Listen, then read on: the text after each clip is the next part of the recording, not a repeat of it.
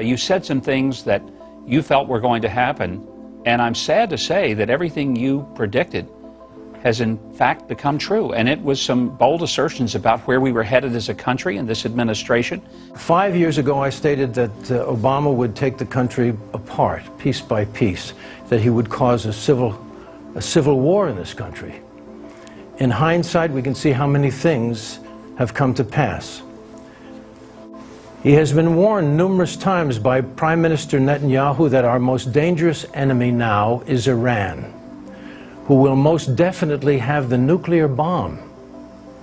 And it will not be for peaceful purposes. It will be to destroy Israel and America, as they have stated.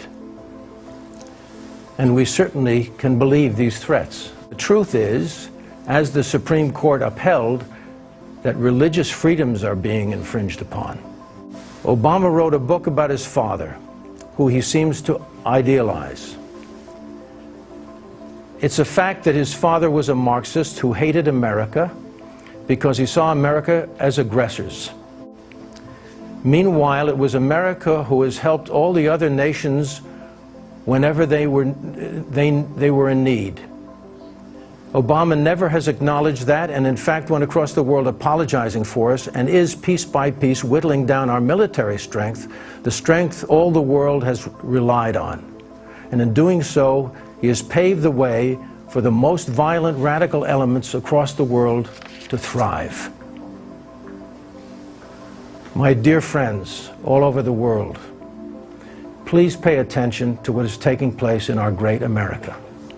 Stand up for your freedoms. Could cost a veteran his home. Larry Murphy has been in a battle over the past 2 years with his homeowners association in Jacksonville, Florida. That group has issued several fines against Murphy for placing a small American flag, there you see it right there, in his flower pot. He's refusing to pay $8,000 in fines. Well, now that group has put a foreclosure lien on his house. First moved here, I loved it. It was wonderful. But it's just gotten where they nitpick more and more. It's a lot of friends and neighbors moving out. Now the fight over the flag, it could now be settled in Florida State Court.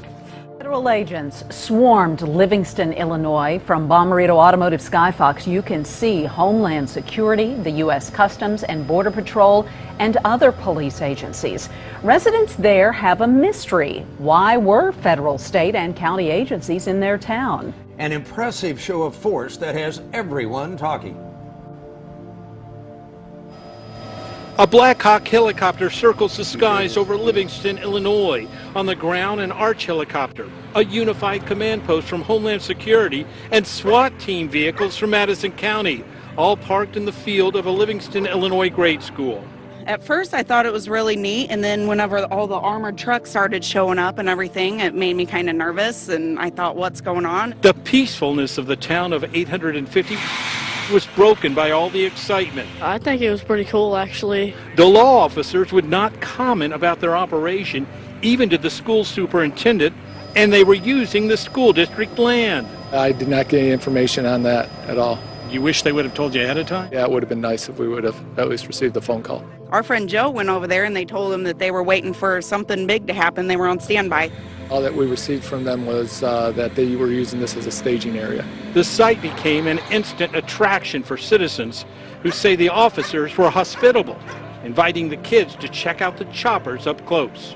It was pretty cool inside, but we couldn't go inside because it said they had weapons in it. Spokesman for the U.S. Attorney's Office in Fairview Heights will not comment on all these activities. On the 4th of July, Tacoma Park Police Chief Alan Goldberg was wearing his uniform, including his sidearm.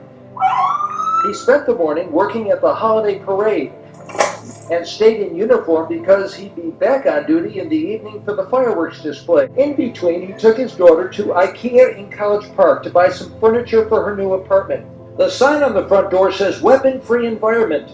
The chief said he'd been inside about 2 hours with his daughter when a plainclothes loss prevention officer came up to him saying, "We have a no firearms policy in the store, and you're going to either have to leave or you can lock your gun in the car." Chief Goldberg says he was shocked. He left his shopping cart behind and posted his experience on Facebook. In 35 years of law enforcement, that's the first time something like that's ever happened to me. Another family has come forward claiming Petersburg police came on their front porch and tried to stop them from taking video of an arrest that was happening right in front of their home. They reached out to the On Your Side investigators and shared this dramatic cell phone video. The incident led to a violent confrontation. Tonight, investigative reporter Rachel DePompa finds out what happened and examines whether this is a pattern of behavior and a violation of your First Amendment rights. This is cell phone video from 17-year-old Jaquan Fisher. He was standing on his own front porch recording the arrest happening on Rome Street. Jaquan's sister also started taking cell phone video. The person in the white sweatshirt is Jaquan's mother, Deborah. They were trying to grab my son off the porch. A second officer arrives during the struggle. There's an object in his hand. The family says he started spraying mace. But watch what happens when a third officer comes rushing into the chaos. Let's be real clear. You have an absolute right to stand on your front porch and record what's going on in your front yard. And we now have gun confiscation beginning in New York. I mean, it's real simple. It's a mafia takeover. Nassau County man, state police just came to my home and took everything. As the governor promised, the SWAT team raids are beginning. Defense Secretary Hagel says ISIS an imminent threat to every stabilized country on the earth. I agree with that statement, and the globalists that run it are the real imminent threat. No, I didn't just describe a night raid in Iraq. I'm talking about the SWAT team raids that happen on average 146 times every single day in homes across the U.S. According to a recently released ACLU report, that equates to a whopping 45,000 SWAT raids every year. Now, just for context, back in the mid-1980s, militarized police units were only deployed about 3,000 times a year. So how do we get to this point? Now, SWAT units have spread nationwide, further militarizing local police forces. See, in addition to being given excess military equipment like armored tanks and fortified weaponry, police officers are also being trained as if they're just an extension of the military. And these methods have had devastating results, specifically when it comes to terrorizing the communities these officers are allegedly there to protect. His walk is part of a new anti-crime initiative just unveiled a couple of hours ago. Operation Ceasefire, as it's called, will target a high crime area, the police department's Patrol Zone 5.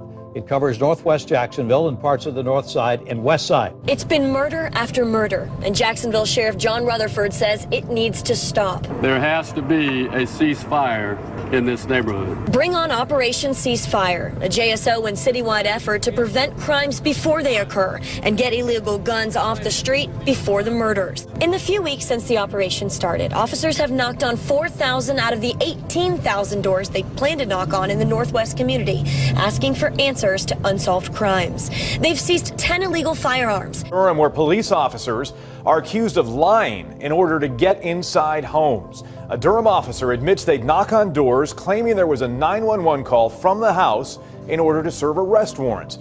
Inside a Durham County courtroom, a police officer admits under oath that he lied in order to gain entry to a home and serve an outstanding warrant. He knocked on a door claiming police had received a 911 hang-up call when in fact it never happened. An internal investigation is underway. If it proves to be true, it's a clear violation of department policy and in some legal circles a violation of the Constitution. Chief, if you learn that these allegations are true, would this be a fireable offense?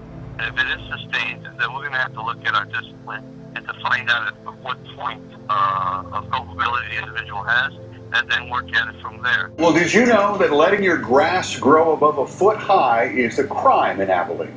Hello, everyone. I'm George Levesque. Glad you're here. On Friday night, I'm Wayne McCormick. Next week, Abilene City Code Enforcement will be out cracking down on home and business owners who have overgrown grass and weed problems. Abilene code enforcement officers drive around looking for high grass and weeds almost every day. Abilene's policy is to notify property owners first in person.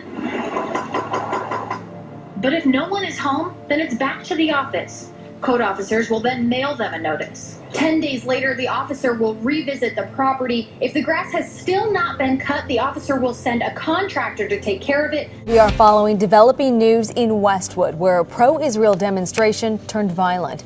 It happened outside of the federal building in Westwood, where thousands gathered for a rally. This is video of the incident obtained by the Jewish Journal. It is video that is grainy, but I'm told by an off-duty LAPD officer that witnessed everything that a group of pro-Israeli demonstrators were holding a peaceful rally when several men in a truck waving Palestinian flags stopped in the middle of Wilshire Boulevard and then started swinging their flag sticks. In the moments following that, the men with flags jumped back in their truck and took off, according to that witness. That is when Homeland Security officers approached them. Then the witness said a Homeland Security officer fired one shot at the truck. It did not hit anybody, and at least one person was arrested. The police came in with their guns. I didn't know really what was happening, but it was right during this Israeli protest strike going on here. So it looked like they were trying to cause up and stir up some drama. As we reported last night, FEMA has been eyeing the former Sikorsky facility in Big Flats as a processing or holding center for some of the people spilling across our borders. Response from local politicians hasn't been too favorable, nor is the FAA board. That's right, guys. The overwhelming amount of undocumented immigrants, most of them coming from Central America, are exceeding the number of holding centers throughout the United States. So FEMA set its sights right here at the old Sikorsky building, which is now a vacant airport hangar, to house these immigrants. But airport administrators say this is no place for anyone to live. Red flags were raised when FEMA set its sights on the vacant Sikorsky airport hangar in Big Flats. Ann Crook, manager of the Elmira Corning Regional Airport, says turning the building into a processing center would be a breach in safety. Everyone that works on the airport has to have this background criminal check and their fingerprints taken, and so now all of a sudden opening that up to all of these undocumented immigrants changes all of that.